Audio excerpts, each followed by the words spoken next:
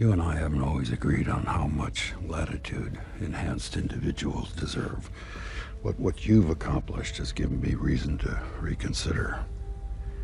Which is why I want you, Captain America, to help me rebuild the Avengers.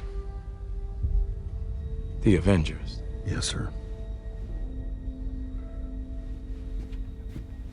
Oh, with all due respect, sir. When you passed the Sokovia Accords, you tore the Avengers apart. Why the change of heart? I represent all Americans now. Hell, half of them wouldn't even be here without the Avengers. The country needs this.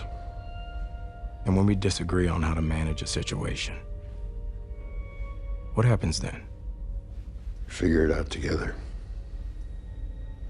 Look, you don't have to give me an answer now. Just think about it.